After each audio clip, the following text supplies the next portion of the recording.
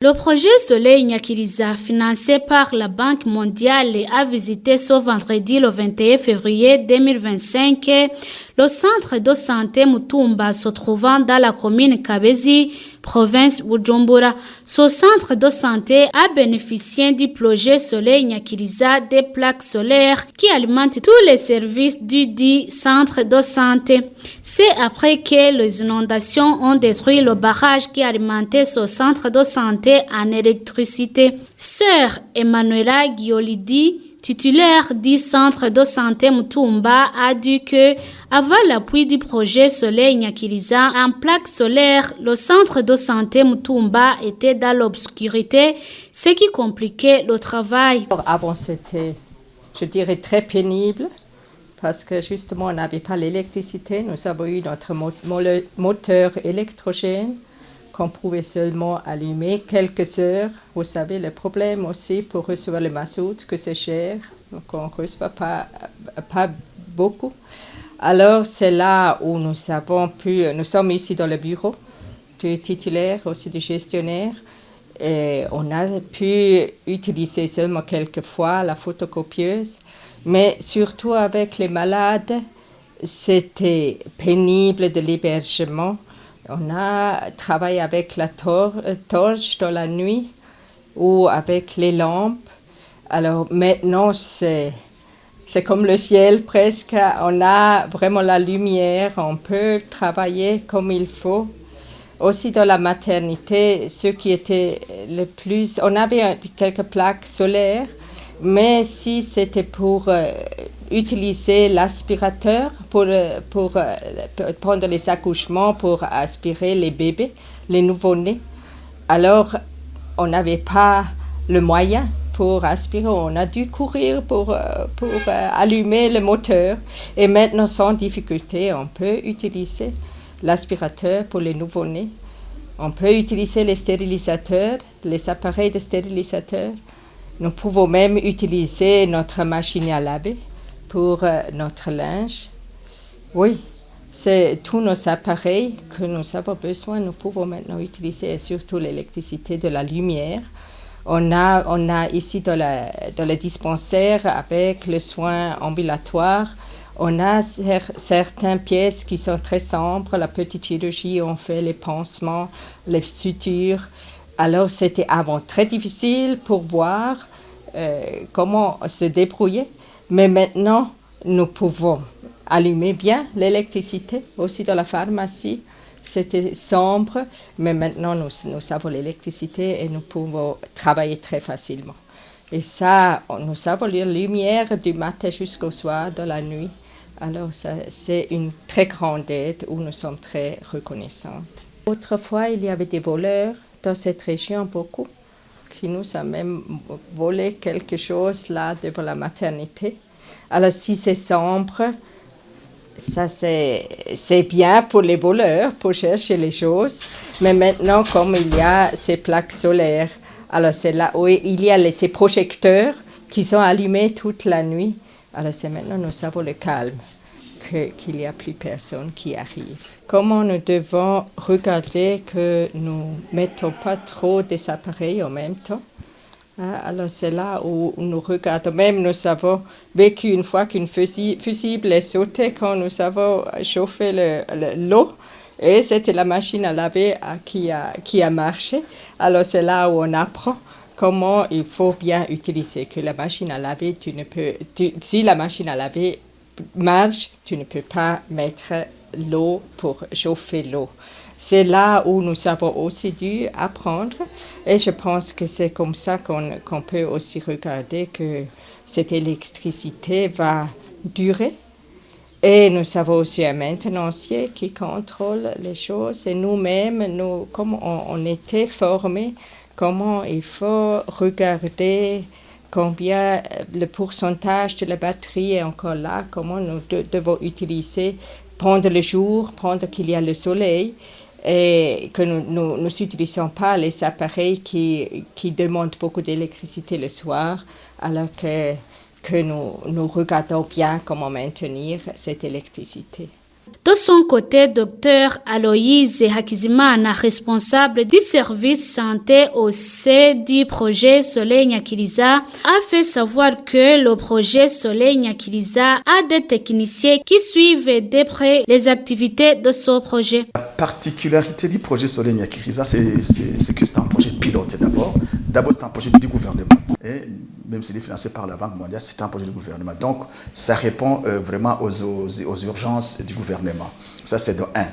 Et de deux, c'est que le projet Soleil Nyakiriza, au niveau des énergies renouvelables, c'est un projet qui est un peu particulier. Il est d'abord pilote, et puis il y a sa particularité qui est basée, sur les études. Avant de faire les installations, il y a des études de faisabilité.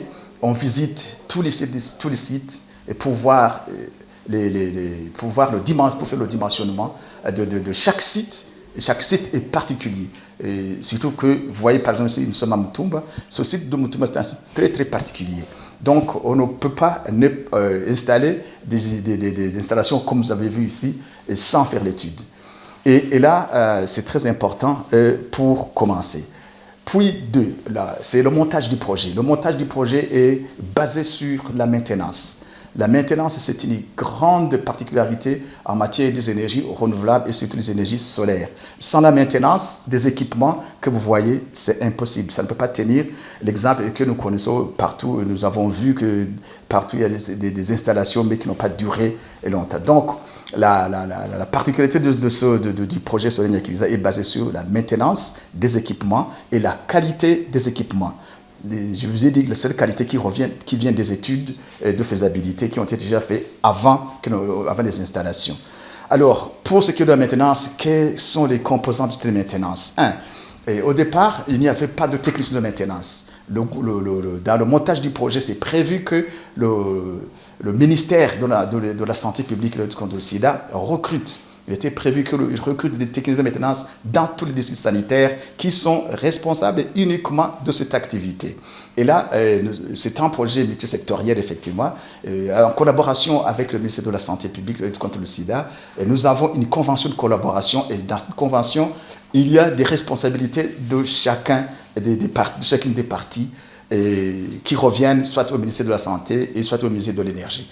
Et là, le ministère de la Santé devrait recruter impérativement ces techniciens de maintenance. Et maintenant, chose qui n'avait pas été faite depuis longtemps, Dieu merci, en passant par les autorités du ministère de la Santé, ce recrutement a eu lieu. Nous avons maintenant un technicien de maintenance district dans tous les districts du pays. La deuxième chose, c'est la formation, le renforcement des capacités et de ces techniciens parce qu'ils sont recrutés selon les thèmes de référence, mais des fois, avec l'énergie solaire, vous savez que dans les curricula du pays, il n'y a pas beaucoup de techniciens solaires dans ce pays. Et là, on devrait les renforcer en capacité pour qu'ils puissent effectivement assurer cette activité, cette fonction avec beaucoup de responsabilités. Parallèlement, il fallait équiper. D'abord, construire et réhabiliter les ateliers de maintenance. Parce qu'un technicien doit travailler dans un atelier, c'est tout à fait normal. Aujourd'hui, nous venons de finaliser la réhabilitation de 17 ateliers de maintenance et les autres 10 sont en cours d'être réhabilités. À côté, en plus de ce que le projet Enabel de l'Union européenne a fait, et pour que l'on puisse vraiment aller dans le sens de la maintenance. Donc, tous ces ateliers de maintenance viennent d'être réhabilités. Nous avons déjà un kit par site, par atelier, un kit de maintenance qui est maintenant stocké quelque part et qui va bientôt être installé dans ces ateliers de maintenance pour que l'autorité de maintenance puisse réaliser vraiment son activité sans problème. À côté de cela, il doit se mobiliser, il doit se mouvoir du site, c'est-à-dire du site vers le centre de santé. Parce que chaque technicien de maintenance devra couvrir au moins une vingtaine de formations sanitaires, il faut qu'il puisse y arriver. Et là, c'est prévu, le projet prévoit également de les doter en moto pour que ces puissent effectivement aller se rendre dans les centres de santé pour assurer cette maintenance préventive surtout.